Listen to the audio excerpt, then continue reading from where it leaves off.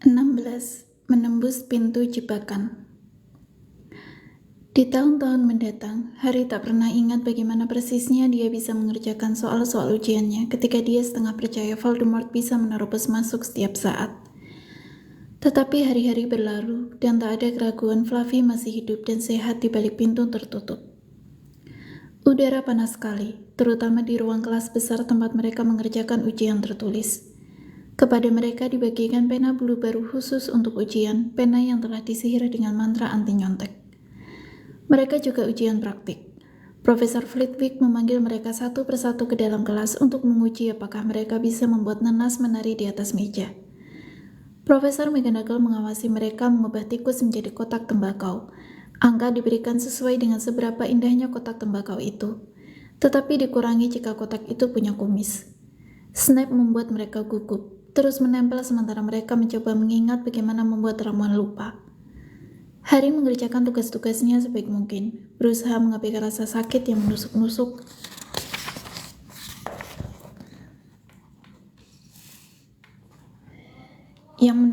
dahinya, yang terus mengganggunya sejak perjalanannya ke hutan. Neville mengira Harry senewan berat gara-gara ujian karena Harry tak bisa tidur. Tetapi kenyataannya adalah Harry berkali-kali terbangun gara-gara mimpi buruknya yang dulu. Hanya saja sekarang mimpi itu lebih mengerikan, karena ada sosok berkerudung dengan darah menetes-netes di dalam mimpinya. Mungkin karena mereka tidak melihat apa yang dilihat Harry di dalam hutan, atau karena mereka tidak memiliki bekas luka yang terasa panas membara di dahi mereka. Tetapi Ron dan Hermione tidak secemas Harry memikirkan batu itu. Voldemort tentu saja membuat mereka takut, tetapi dia tidak mendatangi mereka berkali-kali dalam mimpi, dan mereka terlalu sibuk belajar sehingga tak punya banyak waktu untuk mencemaskan apa yang akan dilakukan Snape atau penyihir jahat lainnya. Ujian terakhir mereka adalah sejarah sihir. Setelah 1 jam menjawab berbagai pertanyaan tentang penyihir nyentrik yang menemukan kuali yang bisa mengaduk sendiri, mereka akan bebas. Bebas selama seminggu penuh yang menyenangkan sampai hasil ujian mereka diumumkan. Ketika hantu Profesor Binns menyuruh mereka meletakkan pena bulu dan menggulung perkamen mereka, Harry ikut bersorak bersama yang lain. Ujiannya lebih mudah daripada dugaanku, kata Hermione. Ketika mereka bergabung dengan gerombolan anak-anak keluar ke lapangan yang disinari matahari. Aku tak perlu menghafalkan kitab Perilaku Manusia Serigala tahun 1637 atau Pemberontakan Elfric sepenuh semangat. Hermione senang mendiskusikan soal-soal ujiannya, tetapi Ron mengatakan ini membuatnya pusing. Maka mereka pergi ke danau dan duduk di bawah pohon.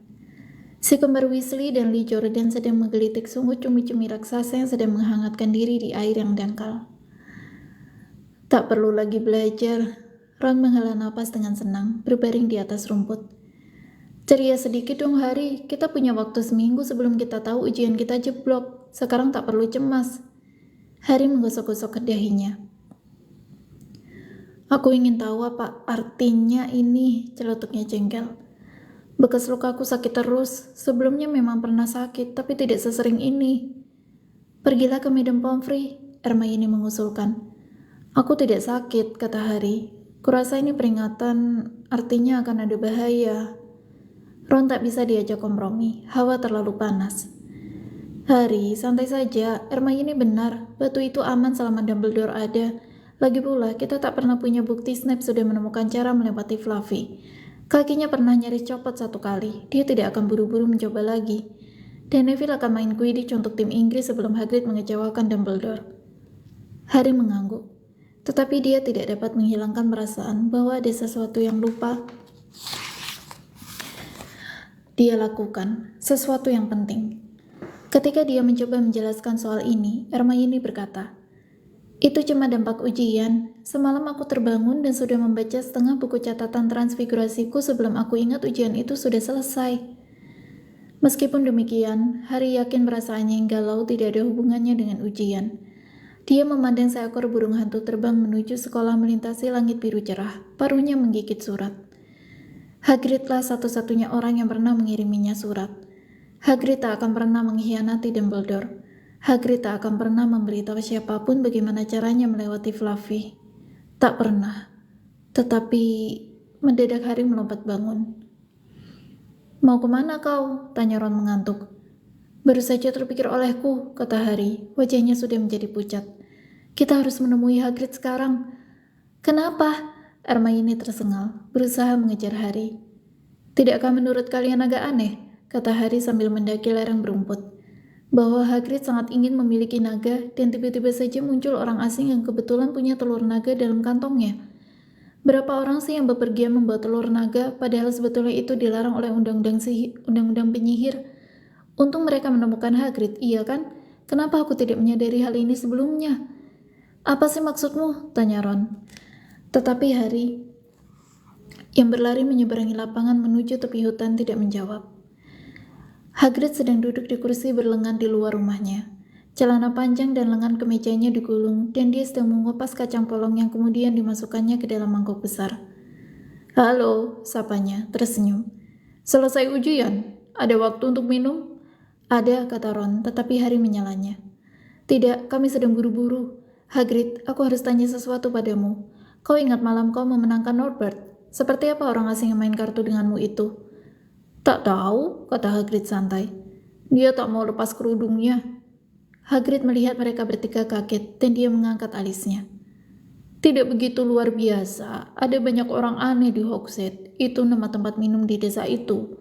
Mungkin saja dia pedagang naga kan? Aku tak pernah lihat mukanya. Kerudungnya dipakai terus. Harry terenyak duduk di sebelah mangkok kacang polong. Apa yang kau obrolkan dengannya? Apa kau menyebut-nyebut Hogwarts?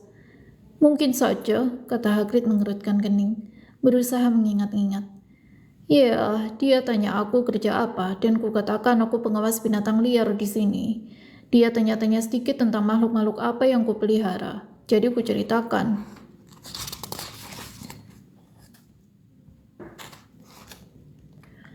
Dan ku bilang yang sebetulnya ku inginkan adalah naga. Dan kemudian aku tak ingat persis karena dia terus-terusan belikan aku minum.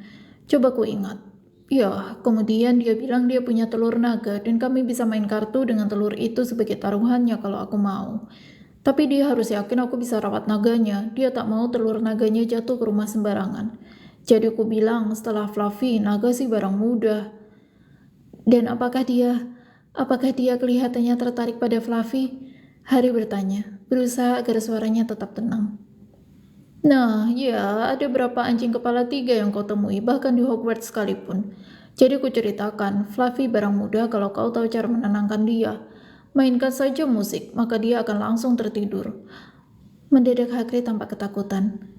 Seharusnya tak ku ceritakan pada kalian, sergah Hagrid. Lupakan saja apa yang barusan aku bilang. Hei, mau kemana kalian?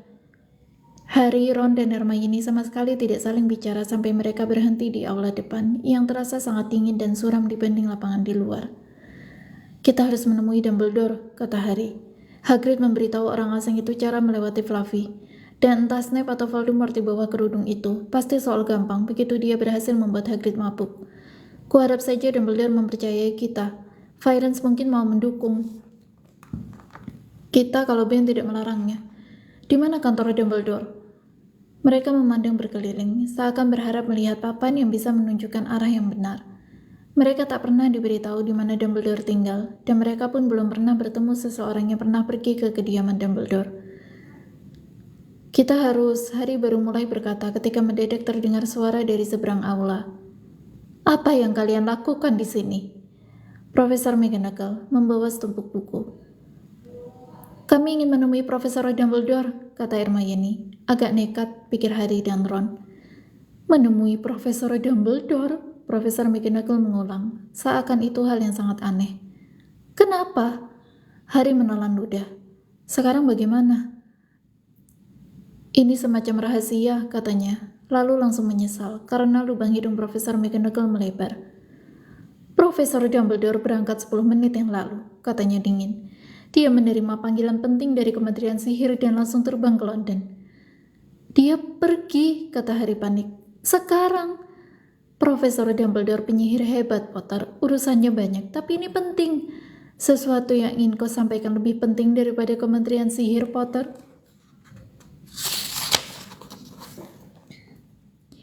Soalnya, kata Harry yang sudah tidak menutup-nutupi lagi. Profesor, ini tentang batu bertuah. Entah apa yang diharapkan Profesor McGonagall, pasti bukan itu. Buku-buku yang dibawanya berjatuhan dari tangannya, tetapi dia tidak memungutnya. "Bagaimana kau tahu?" tanyanya gugup. "Profesor, saya tahu bahwa ada orang yang akan mencoba mencuri batu itu. Saya harus bicara dengan Profesor Dumbledore." Profesor McGonagall menatapnya dengan kaget bercampur curiga. "Profesor Dumbledore akan kembali besok," katanya akhirnya. "Aku tak tahu bagaimana kalian sampai bisa tahu tentang batu itu. Tetapi tenanglah, tak seorang pun bisa mencurinya. Perlindungannya sangat ketat." "Tapi Profesor Potter, aku tahu apa yang kubicarakan," katanya pendek. Dia membungkuk dan mengumpulkan buku-bukunya yang jatuh. "Kusarankan kalian semua kembali keluar dan menikmati sinar matahari." Tetapi mereka tidak melakukan itu.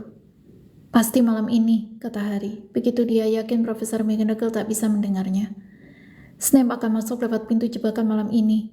Dia sudah berhasil mengetahui semua yang diperlukannya dan dia berhasil menyingkirkan Dumbledore. Dialah yang mengirim surat itu.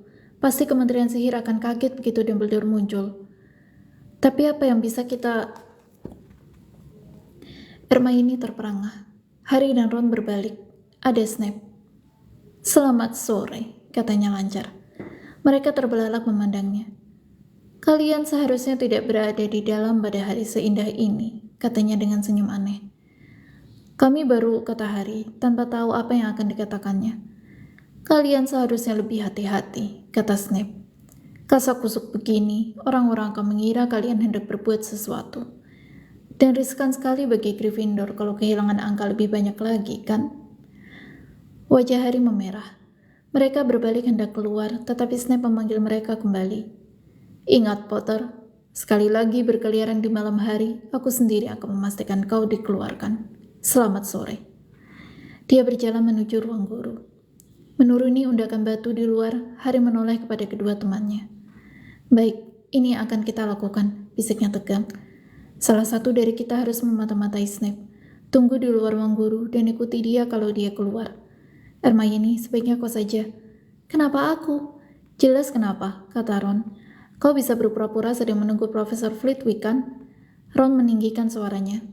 "Oh, Profesor Flitwick, saya cemas sekali. Saya rasa jawaban saya untuk soal 14B salah."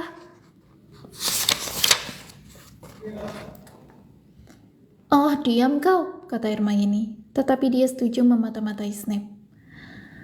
"Dan kami lebih baik berjaga di luar koridor lantai 3, kata Harry kepada Ron. "Ayo."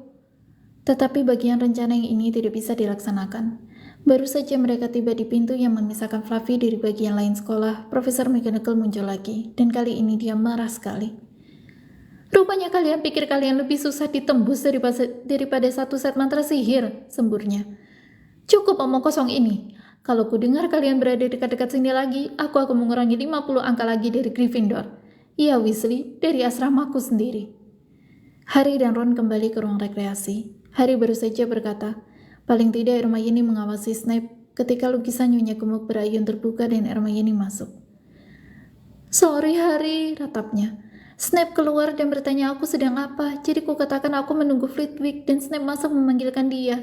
Terpaksa aku buru-buru menyingkir, aku tak tahu Snape kemana." Apa boleh buat kalau begitu, kan?" kata Harry. Kedua temannya menatapnya. Wajah Harry pucat dan matanya berkilauan. "Aku akan ke sana malam ini dan aku akan berusaha mendapatkan batu itu lebih dulu." "Kau gila," kata Ron. "Jangan," cegah Hermione. "Setelah McGonagall dan Snape mengancammu seperti itu, kau akan dikeluarkan." "Jadi kenapa?" teriak Harry. "Tidak mengertikah kalian? Jika Snape berhasil mendapatkan batu itu, Voldemort akan kembali. Tidak pernahkah kalian dengar bagaimana keadaannya ketika dia mencoba mengambil alih kekuasaan? Tak ada lagi Hogwarts, jadi kita tak bisa dikeluarkan. Dia akan merobohkannya atau mengubahnya menjadi sekolah untuk sihir hitam. Kehilangan angka tidak berarti lagi, tidakkah kalian paham? Apakah kalian pikir dia akan membiarkan kalian dan keluarga kalian hidup tenang jika Gryffindor memenangkan piala asrama? Kalau aku tertangkap sebelum mencapai tempat batu itu disimpan, ya, aku harus kembali ke keluarga Dursley dan menunggu Voldemort menemukanku di sana. Itu cuma berarti aku menunda kematian sebentar, karena aku tak mau menyeberang ke sihir hitam. Aku akan menembus pintu jebakan malam ini, dan apapun yang kalian katakan tak akan bisa mencegahku. Voldemort membunuh orang tuaku, ingat." Dia mendelik menatap mereka. "Kau betul, Harry," kata Hermione pelan. Aku akan memakai jubah gaib, kata Harry. Untunglah jubah itu dikembalikan kepadaku. Tapi apa jubah itu bisa menyelubungi kita bertiga? Tanya Ron. Kita bertiga? Oh tentu, mana mungkin kami membiarkanmu pergi sendiri? Tentu saja tidak, kata Hermione tegas.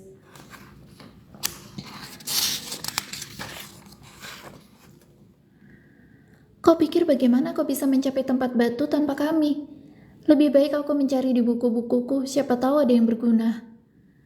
Tetapi kalau kita tertangkap, kalian berdua akan dikeluarkan juga. Tidak, kalau bisa kucegah, kata Hermione muram. Flitwick memberitahuku rahasia bahwa aku mendapat 112% dalam pelajarannya. Mereka tidak akan mengeluarkanku dengan nilai setinggi itu.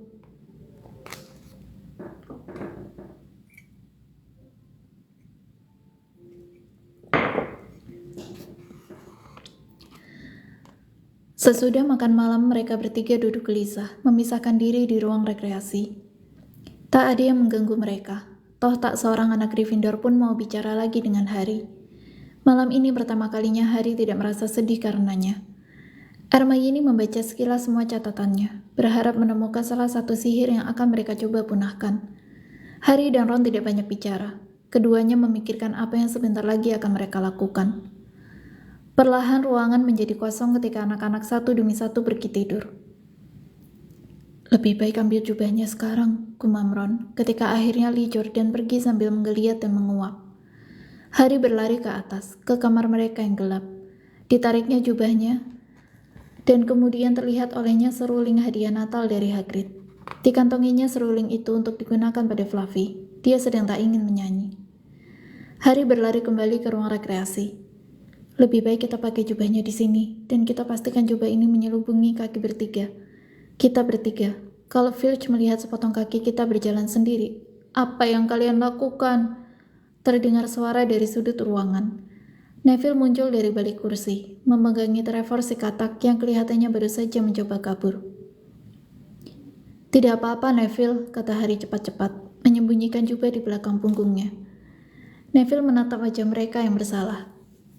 Kalian akan keluar lagi, komentarnya. Tidak, kata Hermione. Kami tidak akan keluar. Kenapa kau tidak tidur saja, Neville? Harry memandang jam besar yang berdiri dekat pintu. Mereka tak bisa lagi membuang-buang waktu. Mungkin sekarang Snape sedang main musik untuk menidurkan Fluffy. Kalian tak boleh keluar, kata Neville. Kalian akan tertangkap lagi. Gryffindor akan lebih parah. Kau tidak mengerti, kata Harry. Ini penting. Tetapi Neville jelas menguatkan diri untuk bertindak nekat.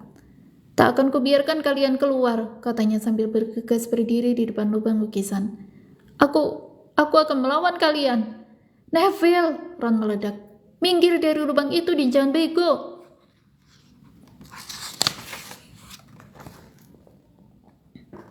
Jangan menyebutku bego, kata Neville.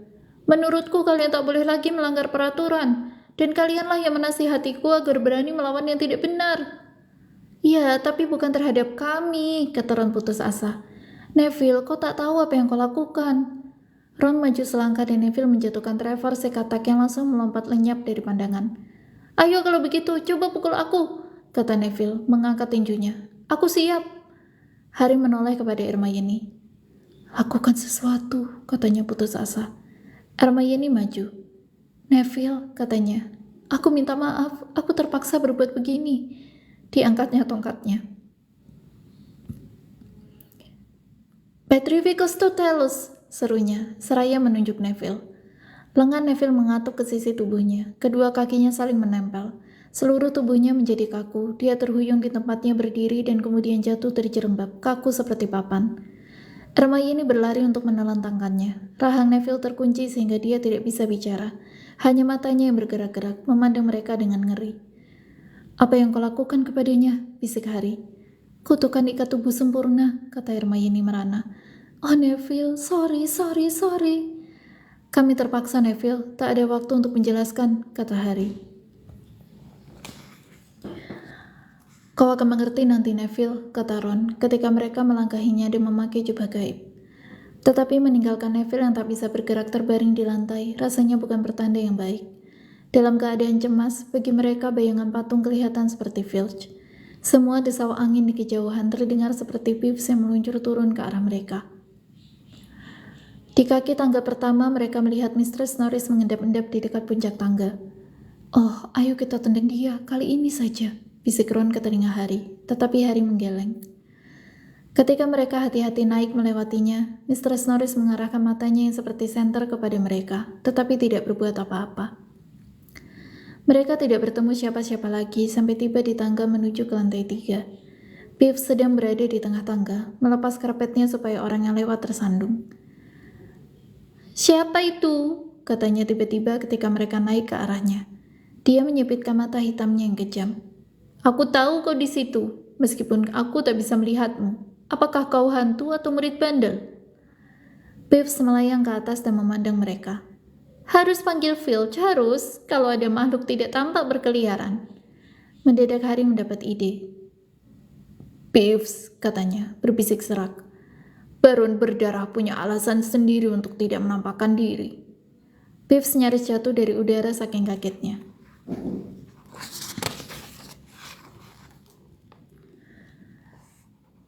Tapi dia berhasil menguasai diri dan melayang kira-kira 30 cm dari tangga. "Maaf sekali yang berdarah, Mr. Baron, Sir," katanya menjilat. Salahku. Aku tidak melihatmu. Tentu saja tidak, kau tidak kelihatan. Maafkan gurauan kecil Pipsy, Sir."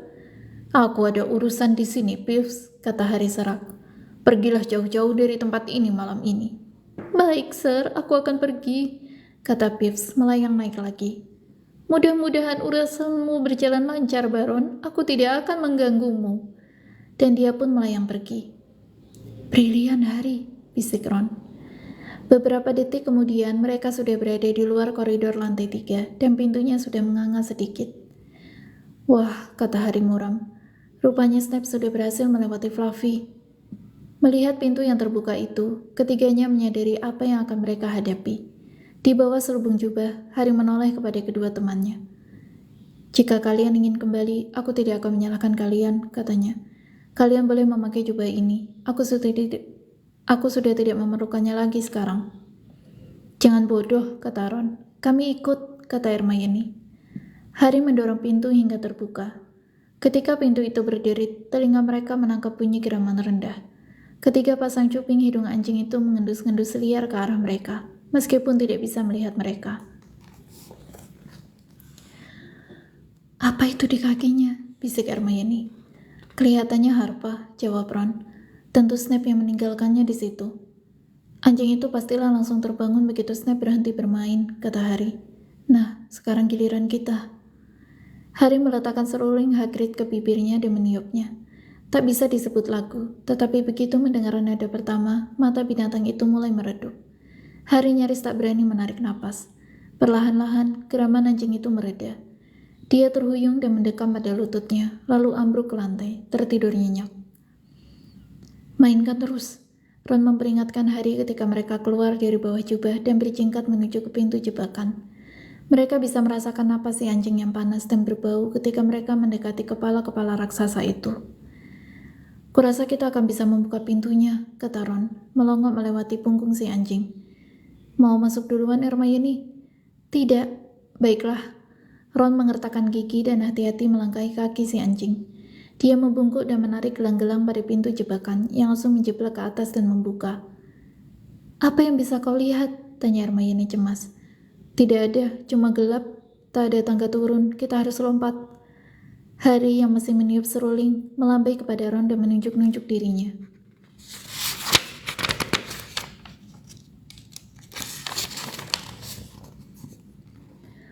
"Kau mau turun duluan, yakin?" tanya Ron. "Aku tak tahu seberapa dalamnya. Berikan serulingnya kepada Hermione supaya dia bisa membuat anjing itu terus tidur." Harry menyerahkan serulingnya. Dalam beberapa detik tanpa tiupan seruling, anjing itu menggeram dan bergerak. Tetapi begitu Hermione mulai meniupnya, dia kembali tidur nyenyak. Harry melompati si anjing dan memandang ke bawah lewat lubang pintu jebakan. Dasarnya sama sekali tak kelihatan. Dia turun ke dalam lubang sampai cuma bergantung pada ujung jari-jarinya. Kemudian dia mendongak kepada Ron dan berkata, "Kalau terjadi sesuatu padaku, jangan susul aku. Langsung pergi ke kandang burung hantu dan kirim Hedwig ke Dumbledore, oke?" "Oke," kata Ron. Sampai ketemu sebentar lagi, mudah-mudahan. Dan Hari melepas pegangannya. Udara dingin dan lembab menerpanya sementara dia terjatuh, makin lama makin dalam dan bluk. Dengan bunyi gedebuk yang seakan teredam, dia mendarat pada sesuatu yang lunak. Hari duduk dan meraba-raba, matanya belum terbiasa pada keremangan di situ. Dia serasa duduk di atas sejenis tanaman. Aman! Teriaknya ke arah cahaya sebesar perangko yang merupakan pintu jebakan. Tempat mendaratnya lunak, kau bisa lompat? Ron langsung menyusul. Dia mendarat terlentang di sebelah Hari. Apa ini? Adalah kata-katanya yang pertama. Entahlah, semacam tanaman. Kurasa ada di sini untuk menahan pendaratan. Ayo Hermione. Suara musik di kejauhan berhenti. Terdengar gonggong keras anjing, tetapi Hermione sudah melompat. Dia mendarat di sisi lain Hari. Pastilah kita beribu-ribu meter di bawah sekolah, katanya. Untung ada tanaman ini di sini, kata Ron. Untung, cerit Hermione. Lihat kalian berdua. Hermione melompat dan berusaha menuju dinding yang lembab. Dia harus berkutat karena begitu dia mendarat, tanaman itu langsung melilitkan seluruh-seluruh seperti ular di sekeliling pergelangan kakinya.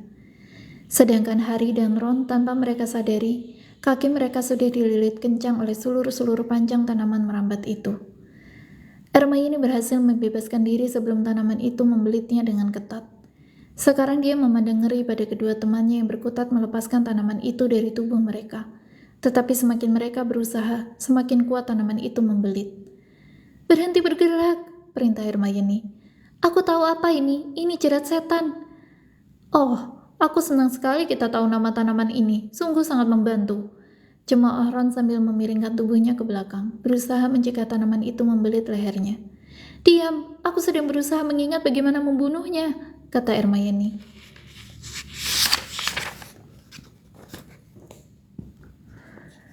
Cepat kalau begitu, aku tak bisa bernapas, kata Hari tersengal, berkutat dengan sulur yang membelit dadanya. Jerat setan, apa yang dikatakan Profesor Sprout? Tanaman ini suka kegelapan dan kelembapan, kalau begitu nyalakan api, Hari tersedak. Ya, tentu saja, tapi tak ada kayu, seru Hermione, meremas-remas tangannya. Kau ini gila, Ron menggeram. Kau penyihir apa bukan? Oh, betul, kata Hermione, dan dia mencabut tongkatnya. Menggoyangnya, menggumamkan sesuatu dan berhasil memancarkan api biru, sama seperti yang digunakannya pada Snape di stadion, ke arah tanaman itu. Dalam beberapa detik saja, kedua anak laki-laki itu merasa belitan sulur-sulur itu mengendur ketika tanaman itu menjauh ketakutan dari nyala terang dan kehangatan. Menggeliat-geliut dan melambai-lambai, tanaman itu melepaskan belitannya dan mereka berhasil membebaskan diri.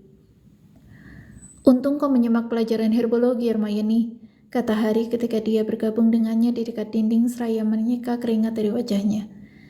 Ya, kata Ron. Dan untung Hari tidak jadi panik dalam krisis. Tak ada kayu. Astaga.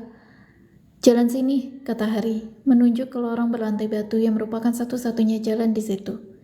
Satu-satunya bunyi yang bisa mereka dengar selain langkah-langkah mereka sendiri adalah tetes-tetes air lembut yang jatuh dari dinding. Lorong itu menurun, mengingatkan Hari pada Gringotts. Hatinya tersentak ketika dia teringat naga-naga yang kabarnya menjaga ruang-ruangan besi di bank para penyihir itu. Bagaimana seandainya mereka bertemu naga yang benar-benar sudah dewasa? Norbert saja sudah sangat merepotkan. Kau dengar sesuatu? Ron berbisik. Hari mendengarkan. Bunyi berkeresak dan denting lembut terdengar dari arah depan. Menurutmu itu hantu? Entahlah, kedengarannya seperti saya bagiku. Di depan terang, bisa kulihat ada yang bergerak. Mereka mencapai ujung lorong dan melihat di depan mereka kamar yang terang benderang. Langit-langitnya melengkung tinggi di atas mereka. Kamar itu penuh burung-burung kecil yang berkilauan bagi permata, berterbangan mengitari ruangan. Di sisi lain kamar itu terdapat pintu kayu berat. Apa mereka akan menyerang bila kita menyeberangi kamar ini? Kata Ron. Mungkin, kata Hari.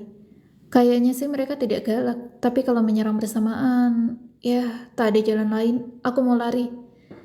Hari menarik napas dalam-dalam, menutupi wajah dengan lengannya dan berlari menyeberangi ruangan. Dia mengira paruh dan cakar tajam akan merobek-robeknya setiap saat, tetapi ternyata tidak. Dia tiba di pintu dengan selamat. Ditariknya pegangan pintu itu terkunci. Kedua temannya mengikuti. mengikutinya.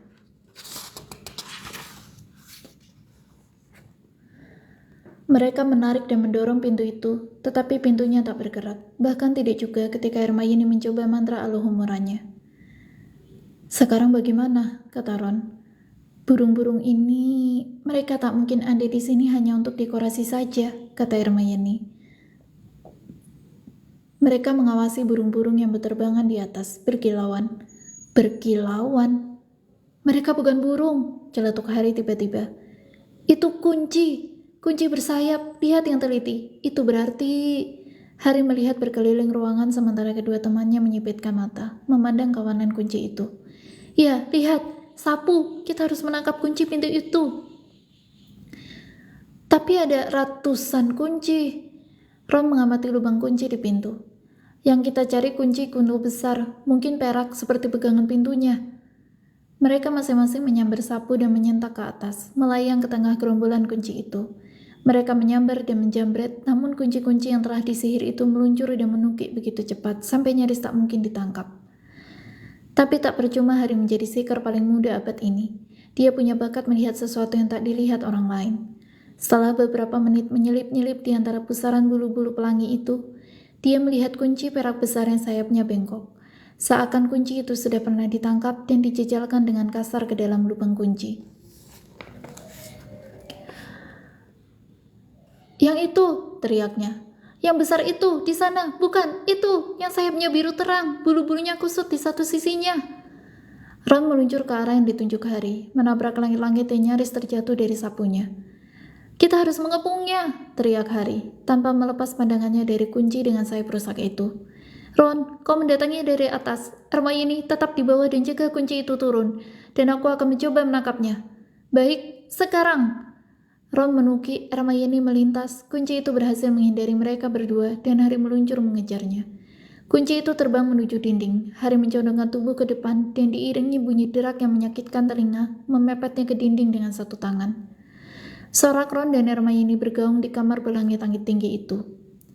Mereka cepat-cepat mendarat dan Harry berlari ke pintu. Kunci di tangannya menggelepar berusaha melepaskan diri. Harry memasukkannya ke lubang dan memutarnya. Berhasil. Begitu terdengar bunyi klik membuka, kuncinya langsung melesat terbang lagi. Bentuknya makin berantakan sekarang setelah ditangkap 2 kali. "Siap?" Harry menanyai kedua temannya. Tangannya mencekal pegangan pintu. Mereka mengangguk. Dibukanya pintu. Kamar berikutnya begitu gelap sehingga mereka sama sekali tak bisa melihat apa-apa. Tetapi begitu mereka melangkah masuk,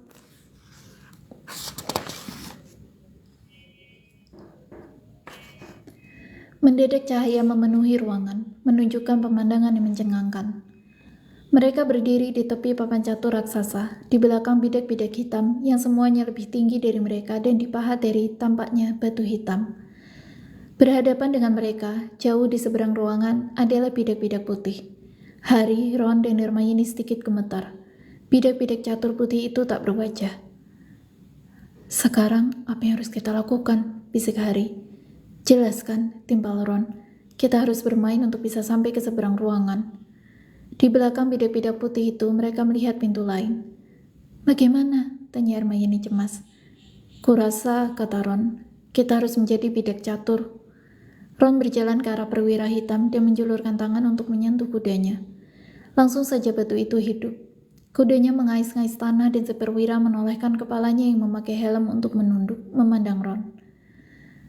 "Apa kami harus bergabung dengan kalian untuk bisa menyeberang?" Perwira hitam itu mengangguk. Ron menoleh kepada kedua temannya. "Ini perlu pemikiran," katanya. "Kurasa kita harus mengambil tempat 3 bidak hitam." Harry dan Hermione tetap diam, mengawasi Ron berpikir. Akhirnya Ron berkata, "Jangan tersinggung ya, tapi kalian berdua tak begitu ahli main catur." "Kami tidak tersinggung," kata Harry cepat-cepat. "Katakan saja apa yang harus kami lakukan." "Nah Harry, kau mengambil tempat menteri itu, dan Hermione, kau di sebelahnya, di tempat benteng itu. Kau sendiri bagaimana?" "Aku akan jadi perwira," kata Ron.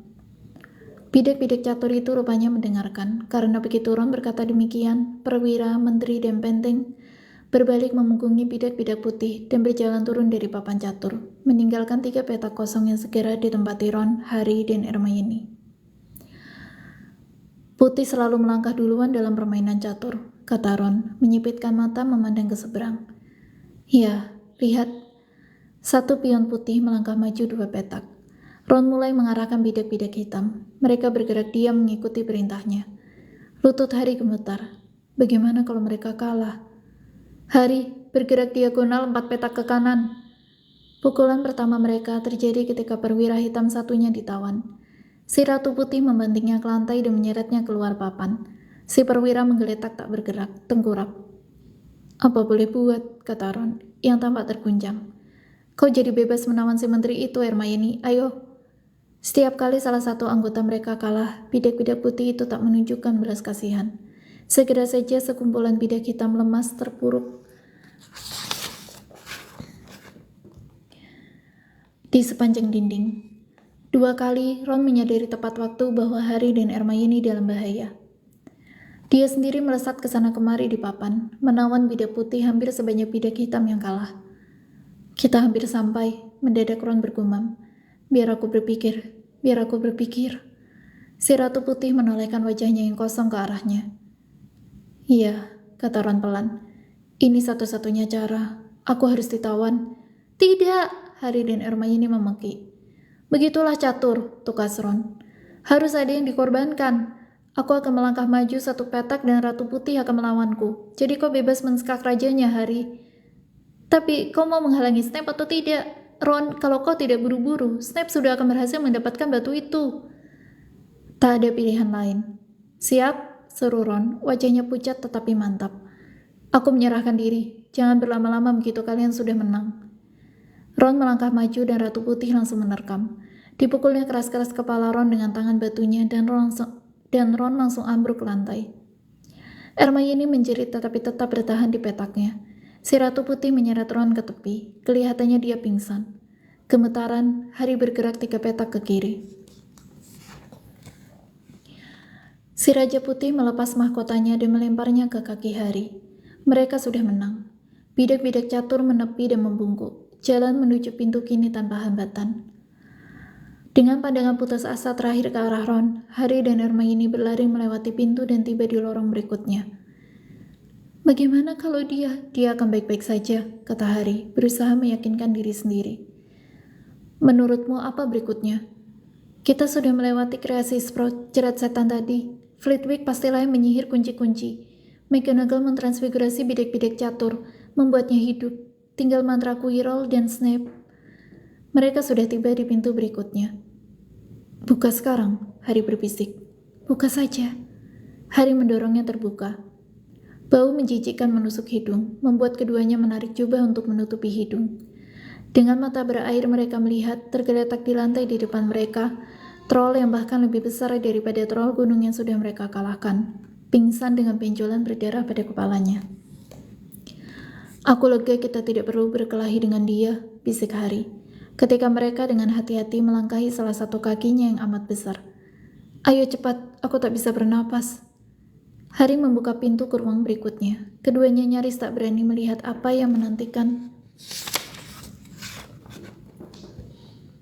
mereka. Tetapi tak ada sesuatu yang mengerikan di sini.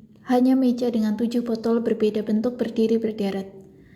Hasil karya Snape, kata Harry. Apa yang harus kita lakukan? Mereka melangkahi ambang pintu dan mendadak api berkobar di belakang mereka. Bukan api biasa karena warnanya ungu. Pada saat bersamaan, lidah api hitam menyala di pintu menuju ruang berikutnya.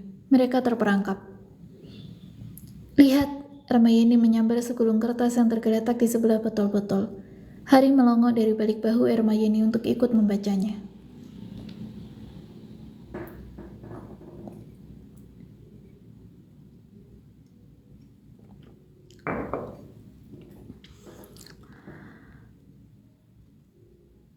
Bahaya ada di depanmu, sementara rasa aman ada di belakang. Kami berdua akan membantumu, entah mana yang akan kau temukan. Satu di antara kami bertujuh akan membawamu maju ke kamar berikutnya. Satu lagi membuat peminumnya kembali ke tempat semula. 2 di antara kami hanyalah berisi anggur lezat. 3 di antara kami pembunuh, sembunyi menunggu saat yang tepat. Pilihlah kalau tak mau berada di sini selamanya merajuk. Untuk membantu menentukan pilihanmu, kami berikan 4 petunjuk. Pertama, betapapun liciknya racun berusaha bersembunyi, kau akan selalu menemukannya di sebelah anggur di sisi kiri. Kedua, yang berdiri di masing-masing ujung isinya lain. Tetapi kalau kau mau ke depan, dua-duanya pantang untuk main-main. Ketiga, seperti kau lihat jelas, semua botol berbeda ukurannya. Baik yang cebol maupun yang raksasa berisi maut di dalamnya. Keempat, yang kedua dari kiri dan dari kanan, sama saja isinya, meskipun awalnya tampak berlainan. Hermione mengembuskan napas lega, dan Harry heran sekali melihatnya tersenyum. Soalnya dia sendiri sama sekali tak ingin tersenyum. Brilian, puji Hermione. Ini bukan sihir, ini logika, teka-teki. Banyak penyihir besar yang tak punya logika sama sekali akan terkurung di sini selamanya. Kita juga begitu kan? Tentu saja tidak, kata Hermione. Semua yang kita butuhkan ada di atas kertas ini. 7 botol, 3 diantaranya racun, 2 anggur, 1 akan membawa kita dengan selamat melewati api hitam itu, dan 1 lagi akan membawa kita kembali melewati api ungu. Tapi bagaimana kita tahu mana yang harus diminum? Beri aku waktu sebentar. Hermione membaca kertas itu beberapa kali, kemudian dia berjalan mondar-mandir di depan deretan botol, bergumam sendiri dan menunjuk-nunjuk botol-botol itu. Akhirnya dia bertepuk tangan. Aku tahu, katanya. Botol paling kecil akan membawa kita melewati api hitam menuju ke batu bertuah. Harry memandang botol kecil mungil itu. Isinya hanya cukup untuk 1 orang, katanya. 1 teguk saja pun tak ada. Mereka saling pandang. Mana yang bisa membawamu melewati api ungu? Hermione menunjuk botol bulat di ujung deretan. Kau minum yang itu, kata Harry. Tidak, dengar. Kembalilah dan ajak Ron. Ambil sapu dari kamar kunci terbang. Sapu itu bisa membawa kalian keluar dari pintu jebakan dan juga melewati Fluffy. Langsung pergi ke kandang burung hantu dan kirim Hedwig ke Dumbledore. Kita memerlukan dia. Aku mungkin sanggup menahan Snape untuk sementara waktu, tetapi aku sama sekali bukan tandingannya. Tapi Harry, bagaimana kalau kau tahu siapa ada bersamanya? Ya, aku pernah beruntung sekali kan, kata Harry, menunjuk bekas lukanya. Siapa tahu aku beruntung lagi. Bibir Hermione bergetar dan mendadak dia berlari mendekati Harry dan memeluknya. Hermione, Harry, kau penyihir hebat. Aku tidak sepandai kau, kata Harry, malu sekali ketika Hermione melepasnya. Aku, kata Hermione, buku-buku dan kepintaran. Ada banyak hal penting lainnya, persahabatan dan keberanian, dan...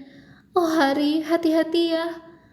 Kau minum dulu, kata Harry. Kau yakin mana botol yang benar kan? Pasti, kata Hermione. Diminumnya isi botol bulat itu. Dan dia bergidik. Bukan racun, tanya Harry cemas. Bukan, tapi seperti es. Cepat sebelum khasiatnya luntur. Semoga berhasil, jaga dirimu, pergilah. Hermione berbalik dan melangkahi api ungu. Harry menarik napas dalam-dalam dan mengambil botol terkecil. Dia berbalik menghadapi api hitam. Aku datang, katanya, dan dihabiskannya isi botol kecil itu dalam sekali teguk. Memang seolah es mengaliri tubuhnya. Ditaruhnya kembali botol itu dan dia melangkah maju. Diberanikannya dirinya. Dilihatnya lidah api hitam menjilat-jilat tubuhnya, tetapi tak ada yang dirasakannya. Untuk sesaat dia tak bisa melihat apapun kecuali api hitam. Tahu-tahu dia sudah berada di sisi lain, di kamar terakhir. Sudah ada orang lain di situ, tetapi bukan Snape, bahkan bukan pula Voldemort.